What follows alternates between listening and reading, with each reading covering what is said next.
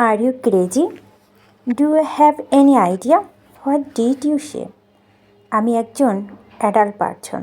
আমার নিজের কি কোনো ব্যক্তি স্বাধীনতা নেই?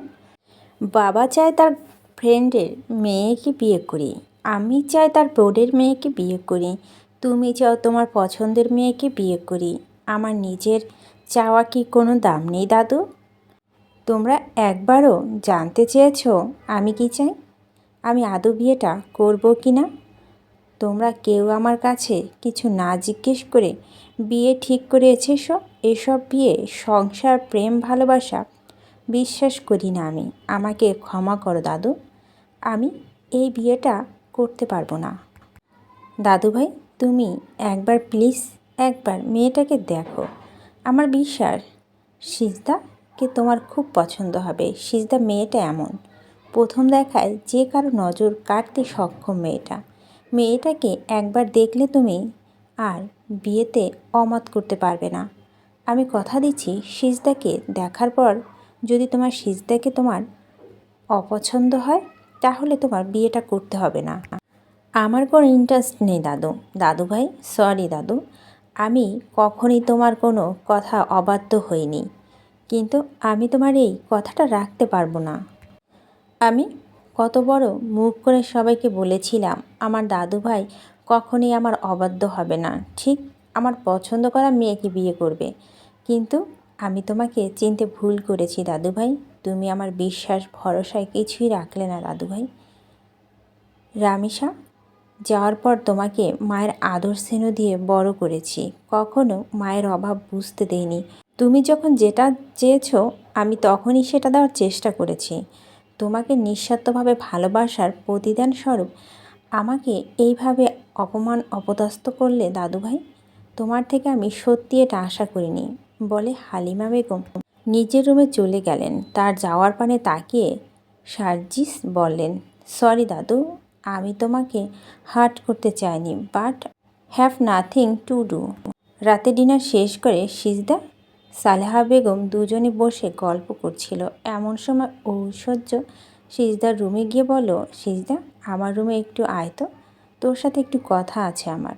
আপনে যান আপনি, আমি আইতাছি। আমি রুমেই আছি, তুই একটু তাড়াতাড়ি আয়। ঠিক আছে আইতাছি বইলা সিজদা বিছানা থেকে নামতে গেলেই সালেহা বেগম সিজদার হাত ধরে বলল, ছোট ম্যাডাম মনে মনে হয়তো কোনো মতলব আটতাছে। মা মাইয়া দোনোটার একটারও আমার সুবিধার মনে হয় না। একজনও তোর বিয়া নিয়া খুশি হইতে পারে নাই। উকিলাবা যখনই কইল তার তোরে পছন্দ হয়েছে তখনই দোনোটার মুখ হাড়ির তলার মতো কালা হইয়া গেল। মা মাইয়া দোনোটা একটা কথা কানে লইবি না তুই, তারা তোর ভালো চায় না রে মা। তুমি শুধু শুধু চিন্তা করছো খালা। সেই দিনের পর থেকে ম্যাডাম আপামনি কেউ আমার লগে খারাপ আচরণ করে নাই, আমার বাড়ির কোনো কাজও করতে দেয় নাই। তুমি দেখলা না খাওয়ানোর সময় আমারে তাদের লগে বসাইয়া খাওয়ান দিল। তুই এখনও অবুঝ রে মা, দুনিয়া চিনোস না, যা গিয়ে দেখ ম্যাডাম কি কয়। আইছা তোমার তো শরীরটা ভালা না, তুমি আর রাত যাইগো না, তুমি ঘুমাও খালা। তুই বেশি দেরি করিস না, জলদি আইয়া পড়িস। ঠিক আছে খালা, বলে সিজদার দরজা চাপিয়ে দিয়ে ঐশ্বর্য দরজার সামনে গিয়ে নক করে, বলো আইবো আপামনি? হ্যাঁ আয়। অনুমতি পেয়ে সিজদার রুমে এক কোণে দাঁড়িয়ে থাকলো। সিজদাকে দাঁড়িয়ে থাকতে দেখে ঐশ্বর্য বলে, দাঁড়িয়ে রয়েছিস কেন? এদিকে আয়, আমার পাশে বস। ঐশ্বর্য এত ভালো ব্যবহার সিজদা ঠিক হজম হলো না। সিজদা গুটি গুটি পায়ে ঐশ্বর্যের বিছানা এক কোণে গিয়ে বসলো। সিজদা বসতে ঐশ্বর্য বলো, দেখ সিজদা, আমি এত দিন তোর সাথে কোনো খারাপ ব্যবহার করিনি, তোকে অপমান অপদস্থ করেছি। আমি সত্যি জানতাম না তুই আমার ফুফির মেয়ে, জানলে কখনই তোর সাথে এমন আচরণ করতাম না। তুই পুরানো কথা কিছু মনে রাখিস না সিজদা, সব কিছুর জন্য আমি তোর কাছে ক্ষমা চাচ্ছি। তুই প্লিজ আমাকে ক্ষমা করে দে। আপনার প্রতি আমার কোনো রাগ অভিমান নেই আপামনি, আপনারা আমাদের আশ্রয় দিয়েছিলেন বলে আমি বাইসে আছি, নইলে তো দিনে কবেই মারা যাইতাম। তুই অনেক বড় মনের মানুষ রে। সিজদা শোন, না, তোকে যে কথা বলার জন্য ডেকেছি। আগামীকাল আমার বান্ধবী রোশনির গায়ে হলুদের অনুষ্ঠান। আমার ফ্রেন্ড সার্কেল সবাই যাচ্ছে। তোর তো কয়েকদিন পর বিয়ে। তুই চিরদিনের জন্য এই বাড়ি ছেড়ে আমাকে ছেড়ে চলে যাবি। আমি ভেবেছি তোকেও সাথে করে নিয়ে যাব। হলুদ আর বিয়ে দুটো দিন তুই আর আমি একসাথে কাটাবো। অনেক আনন্দ করব। সেই মুহূর্তগুলো সারা জীবন স্মৃতি হয়ে থাকবে আমার কাছে। কিন্তু আপামনি, কোনো কিন্তু না সিজদা। তুই তো শুনেছিস তোর হবু বর একজন নামকরা কার্ডিওলজিস্ট। তোর বরের কি এত সময় হবে তোকে নিয়ে ঘুরতে বেড়ানোর? বিয়ের পর কোথাও যেতে পারবি কি না সন্দেহ। তাই যে কটা দিন আমাদের বাড়িতে আছিস একটু এনজয় করে নে। বিয়ে মানেই পরাধীনতা, বন্দি পাখি হয়ে খাঁচার বসে থাকা। আমারও তো যাওয়ার ইচ্ছে করছে, কিন্তু মামু কি রাজি হইব? তোর মামুকে রাজি করানোর দায়িত্ব আমার। তুই এসব নিয়ে একদম টেনশন করিস না। পাপা সব সময় চায় আমি যেখানে যাই তোকে যেন আমার সাথে নিয়ে যাই। পাপা যদি জানতে পারে আমি তোকে আমার বান্ধবীর হলুদে অনুষ্ঠান নিয়ে যাব, পাপা অনেক খুশি হবে। একদমই না করবে না। মামু সত্যি রাজি হইব তো? আরে পাগলি, হবে রে হবে। অনেক রাত হয়ে গেছে, এখন যা, গিয়ে শুয়ে পড়। আমাদের সকাল সকাল বের হতে হবে। ঠিক আছে আপ্পামনি বলে সিজদা চুপচাপ নিজের রুমে এসে শুয়ে পড়ে। সিজদা রুম থেকে বের হওয়ার আগে সাথে ঐশ্বর্য কাউকে কল করে বলো, মনে আছে তো কি কি করতে হবে? জি ম্যাডাম। এমনভাবে কাজটা করবে যেন কেউ আমার দিকে সন্দেহের আঙ্গুল না তুলতে পারে। সবাই জানবে সিজদা কিডন্যাপ হয়ে গিয়েছে। ওকে ম্যাডাম, আপনার ব্যাপারে কোনো কাকপক্ষীয় জানতে পারবে না। আপনার সেফটির দায়িত্ব আমার। আমি অনেক দিন থেকে রূপক হালদারের মেয়েকে খুঁজে চলেছি। আমার পায়ের জুতো ক্ষয় হয়ে গিয়েছে মেয়েটাকে খুঁজতে খুঁজতে। ওই অবিচার রূপকের জন্য আমার পুরো পরিবার শেষ হয়ে গিয়েছে। আমার শরীর এখন প্রতিশোধের আগুন জ্বলছে। রূপক যেমন আমার পরিবারকে শেষ করে দিয়েছে, ঠিক তেমনি আমি ওর পরিবারে শেষ করে দিব। রক্তের বদলা রক্ত নিব আমি। তাকে বাঁচিয়ে রাখা নাকি মেরে ফেলবো সেটা তোমাদের ব্যাপার। আমার কাজ শুধু মেয়েটাকে তোমাদের হাতে তুলে দাও, ব্যাস। এরপরটা তোমরা নিজেরা বুঝে নেবে। তবে একটা কথা ভালো করে মাথায় ঢুকিয়ে নাও, বাই এনি চান্স যদি আমি ফেঁসে যাই তাহলে তোমাদের একটাও অস্তিত্ব খুঁজে পাওয়া যাবে না, মাইন্ড ইট। বলে ঐশ্বর্য ফোন রেখে দিয়ে অট্টহাসিতে ফেটে পড়ে বল, শুধুমাত্র আর কয়েক ঘন্টা, তারপর সিজদার চ্যাপ্টার ক্লোজ হয়ে যাবে আর আমি সাজিশের হয়ে যাব, শুধুই সাজিশের। ফজরের আজানে মিষ্টি ধ্বনি কর্ণে হয়ে প্রবেশ করতে ঘুম ভেঙে যায় সিজদার তড়িৎ গতিতে বিছানা ছেড়ে উঠে ওয়াশরুমে চলে যায়। প্রায় 10 মিনিট পর ওয়াশরুম থেকে বেরিয়ে দেখে সালেহা বেগম তখনও ঘুমিয়ে রয়েছে। সিজদা সালেদা বেগমকে ডেকে তুলে গিয়ে নিজের জায়নামাজ বিছিয়ে নামাজে দাঁড়িয়ে যায়। ফজরের নামাজ শেষে কিছুক্ষণ কোরআন তলাত করে সিজদা রোজগার অভ্যাস। আজও তার ব্যতিক্রম হয়নি। কোরআন তেলাত শেষে জায়নামাজ গুছিয়ে রেখে রুম থেকে বের হওয়ার জন্য পা বাড়াতে সালেহা বেগম সিজদার হাত ধরে বলল, তুই বিয়ে বাড়িতে যাস না রে মা। আমার ভিতরটা কেমন জানি কুড়ু ডাকতেছে। বারবার মনে হইতেছে তোর লগে খারাপ কিছু হইব।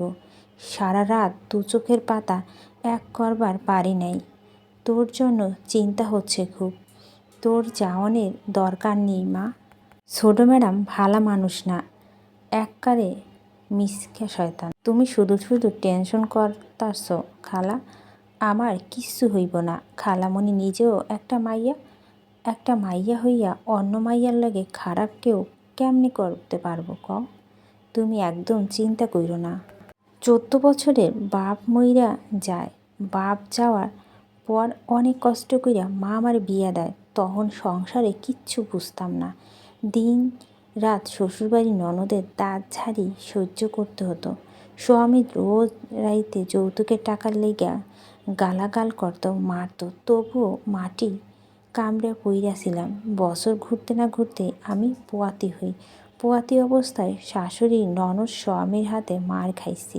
হুট করে একদিন প্রসব বেদনা শুরু হয়। আমি গলা কাটা মুরগির মতো ছটফট করতেছিলাম। দাইমা আইয়া কিছু করবার পারে নাই। স্বামী কে কইছিল সালেহা অবস্থা বেশি ভালো না, ওরে হাসপাতালে লইয়া যাও, না হলে বাঁচাতে পারবা না। কেউ শুনে নাই সেই কথা। আমি মরা মাইয়া জন্ম দেই, তার কয়েকদিন পরই স্বামী ঘরে নতুন বউ লইয়া আহে, আমারে তালাক দেয়। আর সংসারে বোঝা হতে চাই না। ভেবেছিলাম নিজে শেষ কইরা দেবো, কিন্তু পারি নাই। সেই দিন ভাইজান ফেরেস্তার মতো আইসা আমারে বাঁচান লন, আমারে তার লগে নিয়ে আহেন এই মস্ত বাড়িতে। এইখানে আইসা আমি তোরে পাই, তোরে আমার নিজের মাইয়ার মতো আদর ভালোবাসা দিয়ে বড় করি। তোর মধ্যে আমি আমার মরা মাইয়ারে দেখতে পাই, তোর বিপদ সংকেত আমি টের পাই। সালেহার কথা শুনে সিজদা তাকে জড়িয়ে ধরে বলল, আমার কিচ্ছু হইব না, তোমার ভালোবাসার জোর আমার কিচ্ছু হইতে দিবে না। তুমি চলো তো, অনেক বেলা হয়েছে, সব কাজকর্ম গুছাইয়া হইলে আমি তৈরি হব। আচ্ছা চল বলে সালেহা সিজদা দুজনে নিজেদের কাজে লেগে পড়ে। সালেহা হাতে হাতে সিজদা সব কিছু এগিয়ে গুছিয়ে দেয়। সব কাজকর্ম শেষ হতেন ঐশ্বর্য সিজদাকে নিজের রুমে ডাকে। সিজদা ডাইনিং টেবিলে খাবার গুছিয়ে রাখে। ওনার হাত মুছতে মুছতে ঐশ্বর্য রুমে এসে নখ দিয়ে বলল, আপামনি ডাকছেন? ঐশ্বর্য তখন খাটের সাথে হেলান দিয়ে বসে ফোন স্ক্রল করছিল। সিজদাকে দেখে বিছানা ছেড়ে উঠে আলমারি থেকে কতগুলো শাড়ি বিছানার উপর রেখে বলল, হ্যাঁ আয়। আর শোন, এখন থেকে আমার রুমে আসতে গেলে তোর নখ কইটা লাগবে না, তোর যখন ইচ্ছা তখন চলে আসবি, নখ করার কোনো প্রয়োজন নেই। ঠিক আছে আপামনি, আমরা যেহেতু বিয়ে বাড়িতে যাচ্ছি তাই সবাই মিলে প্ল্যান করছি শাড়ি পরে যাব। এখানে অনেকগুলো শাড়ি আছে, তোর যে শাড়িটা পছন্দ হয় সেটা নিয়েই যা, তুইও শাড়ি পরে যাবি। এসব কোনো প্রয়োজন নেই, আমার যা আছে আমি তাই পরে যাব। ঐশ্বর্য সিজদার কথা কান না দিয়ে সিজদাকে একটা হলুদ শাড়ি পরিয়ে দিয়ে সুন্দর করে সাজিয়ে আয়নার সামনে দাঁড় করে দিয়ে বলল, দেখ তো মেয়েটাকে চিনতে পারিস কি না। আয়না নিজেকে দেখে হতবাক হয়ে যায় সিজদা, নিজেকে নিজেই চিনতে পারছে না।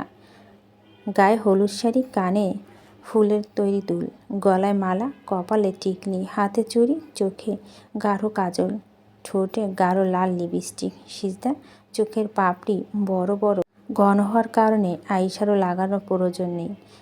গাঢ় কাজল মাস্কারাতে চোখ সেজে উঠেছে এক নতুন সাজে। সব মিলিয়ে অপূর্ব সুন্দর লাগছে সিজদাকে। সিজদাকে দেখে ভিতরে ভিতরে হিংসা জ্বলে পুড়ে ছারখার হয়ে যায় ঐশ্বর্য যেটা সিজদার সামনে প্রকাশ করে না বলল, ও মাই গড, কত সুন্দর লাগছে তোকে, মনে হচ্ছে তুই বিয়ের কনে। আমি মেয়ে হয়েও তোর থেকে চোখ ফেরাতে পারছি না। বাই এনি চান্স আজ যদি সার্জিস তোকে দেখতে পেত, আমি নিশ্চিত সাজ্জিদ মারা পড়তো। সাজ্জিদের কথা শুনে সিজদা দুর্গার লজ্জায় রক্তিম বর্ণ ধারণ করলো, যেটা চোখ এড়িয়ে যায় না ঐশ্বর্য মুচকি হেসে বলো, তোর সময় ঘনিয়ে এসেছে সিজদা, যত পারিস লজ্জা পেয়ে নে। আমি ঐশ্বর্য চৌধুরী, ছোটবেলা থেকেই যা চেয়েছি তাই পেয়েছি, আর না পেলেও সেটা ছিনিয়ে নিয়েছি। হা হা। হামিলা মঞ্জিলে প্রত্যেকটা সদস্যকে ড্রয়িং রুমে ডেকেছেন হালিমা বেগম। সবাই চলে এসেছে, শুধু মাত্র সাজ্জিদের জন্য অপেক্ষা করছে হালিমা বেগম। সাজ্জিদ নামলে তিনি তার কথা ব্যক্ত করবেন। কয়েক মিনিট অতিবাহিত হওয়ার পর সাজ্জিদের নিচে আসে। সাজ্জিদকে দেখে হালিমা বেগম বললেন, তোমার কি 5 মিনিট সময় হবে? হ্যাঁ বলো, কি বলবে? তুমি কি সত্যি বিয়েটা করবে না? না দাদু, আমি ভেবে দেখেছি নিজের ইচ্ছের বিরুদ্ধে বিয়েটা করলে শুধু শুধু দুটো জীবনই নষ্ট হবে। আমি পুরুষ মানুষ, আমি চাইলে বিয়েটা করে তাকে ভালো না লাগলেও অন্য কাউকে বিয়ে করে নিতে পারবো, কিন্তু মেয়েটা তো জীবন নষ্ট হবে, তার দায়ভার কে নেবে? যেহেতু আমি মেয়েটাকে গহনা পরিয়ে বিয়ের প্রতিশ্রুতি দিয়ে এসেছি, সেহেতু আমি চাইলেও এই বিয়েটা ভেঙে দিতে পারি না।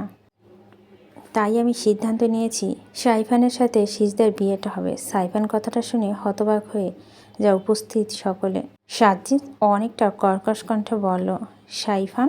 হ্যাঁ সাইফান, এ ব্যাপারে আমার রাশেদের সাথে কথা হয়েছে। সাইফানের সাথে ওর কথা হয়েছে। সাইফান এই বিয়েতে কোনো আপত্তি নেই। যাকে এতদিন আমি তুচ্ছ তাচ্ছিল্য করেছি, যাকে কখনো নাতির পরিচয় দেইনি, সেই ছেলেটা আজ আমার সম্মান রক্ষা করলো। আমি সাইফানের সাথে সিজদার বিয়ে দিব এবং সাইফানকে হালিমা মঞ্জিলে নিয়ে আসব। এখন থেকে সাইফান আমাদের সবার সাথে হালিমা মঞ্জিলে থাকবে। ঐশ্বর্য সিজদাকে নিয়ে গাড়ি করে রওনা হয়েছে। ঐশ্বর্য ড্রাইভ করছে আর সিজদা তার পাশের সিটে বসে রয়েছে। বাতাসে তার লম্বা চুলগুলো উঠছে। বড্ড ভালো লাগছে সিজদার। মুক্ত পাখির মতো মনে হচ্ছে। সিজদা কিছুক্ষণ বাইরে দৃশ্য উপভোগ করার পর বলল, আপামনি, আপনি যে কইছিলেন বলতে গিয়ে বললেন না সিজদা। ঐশ্বর্য বারবার বলে দিয়েছে বিয়ে বাড়ি থেকে শুদ্ধ ভাষায় কথা বলতে হবে। সে যেন আগে থেকেই প্র্যাকটিস করে, তাহলে সবার সামনে কথা বলতে বেঁধে যাবে না। ঐশ্বর্যর কথা মনে পড়তেই সিজদা বলল, আপামনি, আপনি যে বলেছিলেন আপনার ফ্রেন্ডরা আসবে, আমরা সবাই একসাথে এক গাড়িতে যাব, তারা তো এখনও এলো না। ঐশ্বর্য কিছু না বলে চুপচাপ ড্রাইভ করতে লাগলো। কয়েক মিনিট অতিবাহিত হওয়ার পর একটা জায়গায় এসে ঐশ্বর্য গাড়ি থামিয়ে দিয়ে বলল, খুব পিপাসা পেয়েছে আমার, গাড়িতে বোধহয় পানি নেই। তুই গাড়িতে একটু অপেক্ষা কর, আমি ভিতরে গিয়ে পানি নিয়ে আসছি। আমিও যাই আপনার সাথে। না না, তুই এমনিতেই শাড়ি পরে হাঁটতে পারিস না, দেখা যাবে শাড়িতে বেঁধে পড়ে গিয়েছিস, তখন মান সম্মানের কিছুই থাকবে না। তুই চুপচাপ গাড়িতে বয়, আমি যাব আর পানি নিয়ে আসবো। ঠিক আছে, তাড়াতাড়ি আইবেন। ওকে বলে ঐশ্বর্য একটু গিয়ে তার ভাড়া করা গুন্ডাদের ফোন দিতেই তারা এসে সিজদার নাকে একটা রুমাল চেপে ধরে। মুহূর্তের মধ্যে সিজদা সেন্সলেস হয়ে গাড়ির সিটে ঢলে পড়ে। সাজ্জিদ এক প্রকার বিরক্তি নিয়ে হালিমা মঞ্জিলে থেকে বেরিয়ে হসপিটালের উদ্দেশ্যে রওনা হয়। 10টার আগে হসপিটালে পৌঁছাতে হবে তাকে। 10টা থেকে চেম্বারে বসতে হবে। সাজ্জিদ গাড়িতে উঠে হাত ঘড়িতে দেখল 10টা বাজতে খুব বেশি দেরি নেই। হালিমা বেগমের জন্য অনেক লেট হয়ে গিয়েছে তার। সাজ্জিদ দ্রুত হসপিটালে পৌঁছানোর জন্য শর্টকাট রাস্তা বেছে নিল। গাড়ি চলছে আপন গতিতে। সাইফানের ব্যাপারটা অনেক ভাবাচ্ছে সাজ্জিদকে। সাইফানকে যে সাজ্জিদ অপছন্দ করে সেটা নয়। সাইফান তার দ্বিতীয় মা শান্তা মির্জার প্রথম স্বামীর সন্তান। সাজ্জিদ সাইফানের দুজনেই সমবয়সী। ফারুক মির্জার সাথে যখন শান্তা মির্জার বিয়ে হয়, তখন শান্তা মির্জা সাইফানকে হালিমা মঞ্জিলে নিয়ে আসে। হালিমা বেগম তাদের বিয়েটা মানতে পারে না। ফারুক মির্জার হাতে পায়ে ধরে বিয়েটা মানাতে সক্ষম হলেও সাইফানকে কোনো মতেই মেনে নেয়নি হালিমা বেগম। সাইফান কোন অংশে কম নয়। সাইফান একজন আর্মি অফিসার। তার লম্বাটে দেহ, শ্যামবর্ণ, খাড়া নাক, মায়াভরা চোখ, মাথার চুলগুলো একদম ছোট ছোট। সাইফান দেখতে যেমন সুদর্শন, তেমনি অমায়িক ব্যবহার তার। তার যখন আর্মিতে জব হয়, তখন হালিমা মঞ্জিলে সবাইকে মিষ্টিমুখ করাতে এসেছিল, কিন্তু হালিমা বেগম তাকে অপদস্থ করে। বিনিময়ে সাইফান মুচকি হাসি উপহার দিয়ে হালিমা মঞ্জিল থেকে বেরিয়ে যায়। এরপর কেটে যায় কয়েক বছর, কিন্তু সাইফান আর হালিমা মঞ্জিলে আসেনি। এতগুলো বছরের পর সাইফানের কথা শুনে একটু আবেগপ্রবণ হয়ে পড়েছিল সাজ্জিদ পুরনো কথাগুলো ভাবতে ভাবতে ড্রাইভ করছিল। আকস্মাৎ সাজ্জিদের মনে হলো একটা মেয়েকে 4-5টা ছেলে মিলে এক গাড়িতে থেকে টেনে হেঁচড়ে অন্য গাড়িতে তুলছে। সাজ্জিদ দেখার ভুল বলে চালিয়ে দিয়ে ড্রাইভে মন দিয়ে, কিন্তু লুকিং গ্লাসের দিকে তাকিয়ে দেখে সত্যি একটা মেয়েকে তুলে নিয়ে যাওয়া হচ্ছে। ছেলেগুলোকে দেখে বোঝা যাচ্ছে তারা নেশাগ্রস্ত অবস্থায় রয়েছে। সাজ্জিদ এটা দেখা মাত্র গাড়ি থেকে নেমে ছেলেগুলোর কাছে এসে বলল, কি হচ্ছে এখানে? তুই কোন ক্ষেতের মূলারে? হিরোগিরি দেখাতে আইসিস? আমাদের সাথে কোনো হিরোগিরি চলবে না, একদম মেরে পুঁতে দিব মেয়েটাকে। আর কোথায় নিয়ে যাচ্ছ তাকে? তোকে কৈফিয়ত দিতে হবে নাকি আমাদের? তুই যে কাজে যাচ্ছিস সেই কাজে যা, তোর সাথে আমাদের কোনো শত্রুতা নেই। শুধু শুধু ঝামেলা করে নিজের বিপদ ডেকে আনিস না। আমি একজন ডক্টর, হার্টের ডক্টর, তবে ছোটোবেলা থেকেই আমার একটা খারাপ রেকর্ড আছে। আমি যাকে ধরি, যতক্ষণ না পর্যন্ত তার হার্ট চলাচল বন্ধ না করা হচ্ছে, ততক্ষণ তাকে ছাড়ি না। আদর যত্ন করতেই থাকি, ইচ্ছে ছিল সিআইডি অফিসার হবার, কিন্তু হয়ে গেলাম ডক্টর। অনেক দিন কাউকে আদর যত্ন করা হয়নি। হাত দুটো কেমন যেন নিষ্পিস করছে। কে আগে আদর খেতে আসবি, আয় বলতেই সব কয়টা গুন্ডা সাজ্জিদের উপরে ঝাঁপিয়ে পড়ে। কিছুক্ষণ তাদের মধ্যে মারামারি চলতে থাকে। মারামারি এক পর্যায়ে একটা গুন্ডা পিছন থেকে সাজ্জিদের বাহুতে ছুরি চালিয়ে দেয়, যার দরুন সাজ্জিদের শার্ট ভেদ করে রক্ত বের হতে থাকে। সাজ্জিদ ক্ষতস্থান ধরে রাস্তা বসে পড়ে, আর তখনই পুলিশ চলে আসে। সাজ্জিদের বিপদ সংকেত টের পেয়ে গাড়ি থেকে নামার আগে পুলিশকে ইনফর্ম করেই এসেছিল। পুলিশ এসে গুন্ডাদের নিয়ে যেতে সাজ্জিদ দৌড়ে গাড়ির কাছে চলে এলো। সিজদাকে গাড়ির সিটের সাথে হেলান দিয়ে বসিয়ে রাখা হয়েছে। সাজ্জিদ এসে সিজদার কাঁধে হাত দিতে সিজদা সাজ্জিদের বুকে ঢলে পড়ল। মুহূর্তের মধ্যেই যেন সাজ্জিদের মধ্যে অদ্ভুত এক শিহরণ বয়ে গেল। সাজ্জিদ সিজদার পালস চেক করে দেখল পাল চলছে। ততক্ষণে সাজ্জিদ সিজদার চোখে মুখে পানি ছিটিয়ে দিয়ে সিজদার মুখে হালকা চাপড় মেরে বলল, hey you, open your eyes please, talk to me. Sajjid সিজদাকে কয়েকবার ডাকার পরও সিজদা থেকে রেসপন্স পেল না।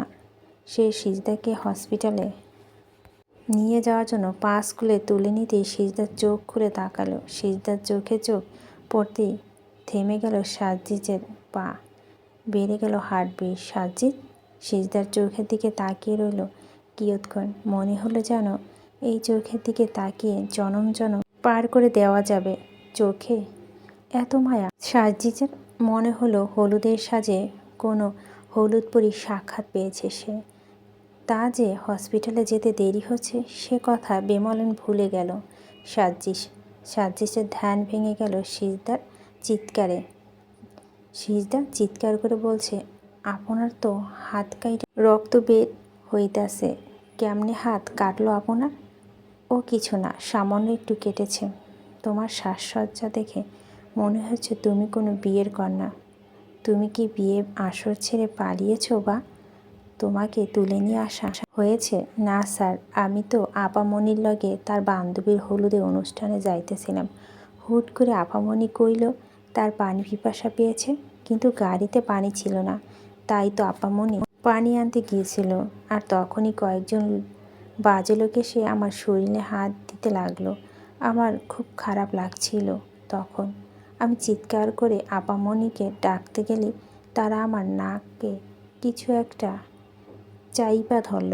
এরপর আর কিছু মনে নেই আমার। আমি তো ভেবেছিলাম আমি বোধহয় মইরা যামু। খারাপ লোকগুলা আমায় হয়তো মাইরা ফেলবে। তোমার নাম কি, বাসা কোথায়?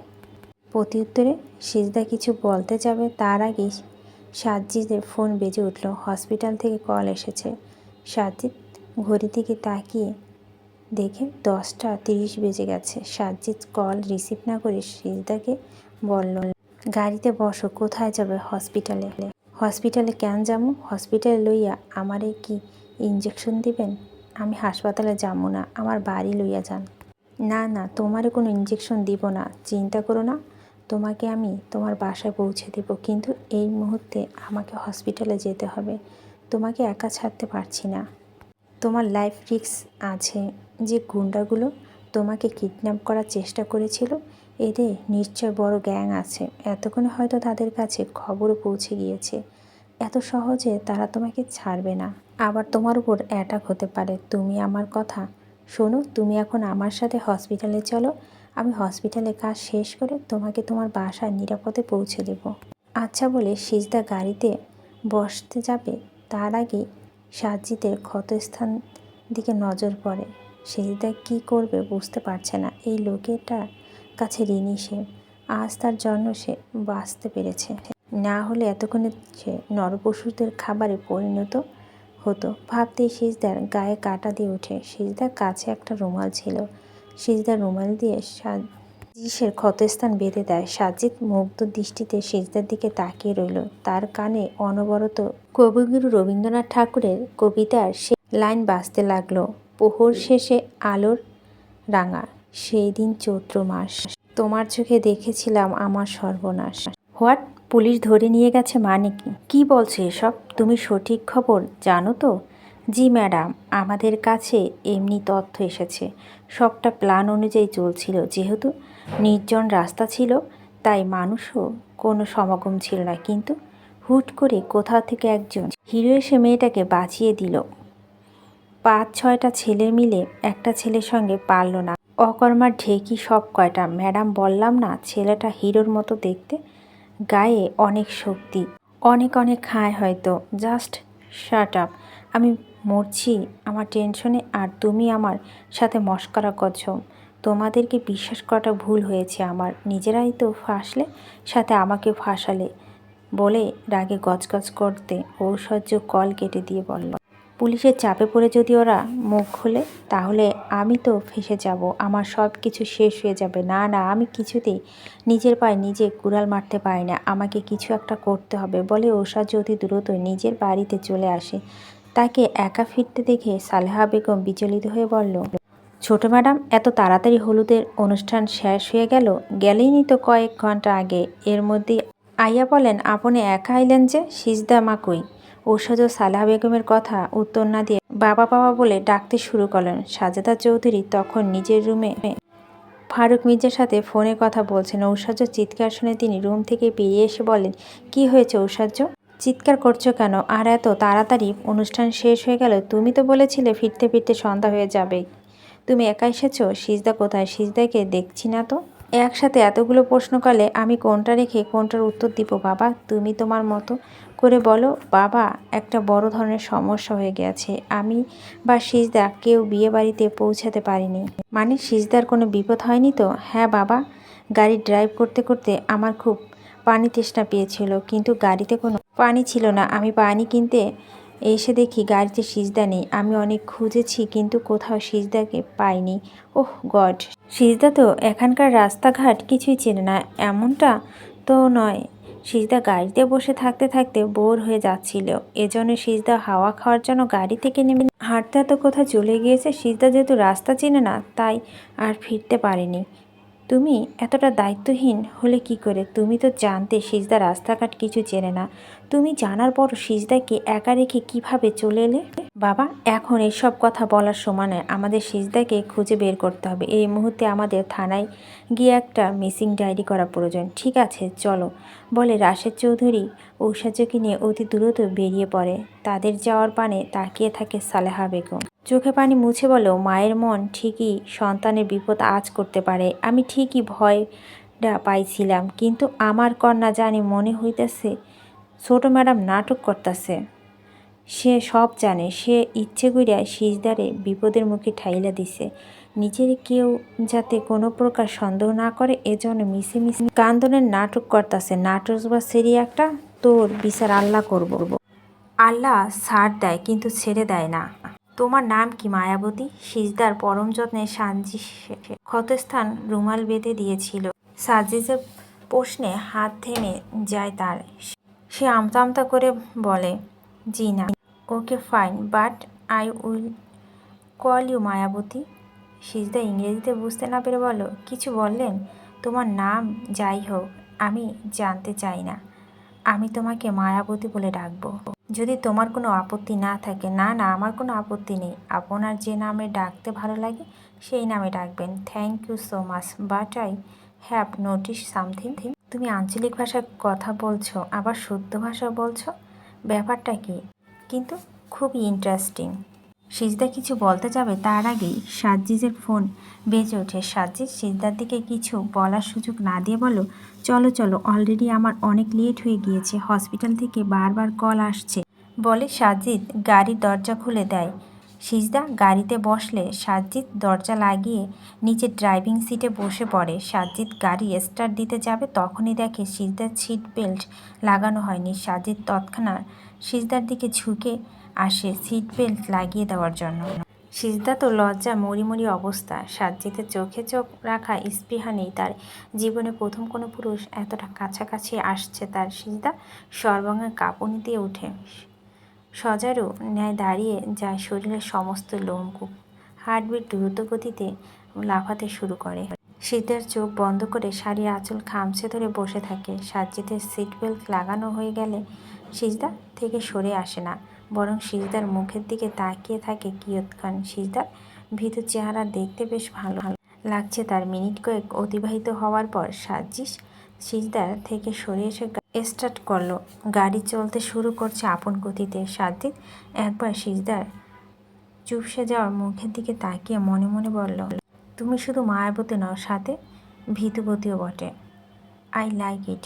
গাড়িতে পিনপতন নীরবতা কাজ করছে। দুজনে কারো মুখে কোনো সব কথা নেই।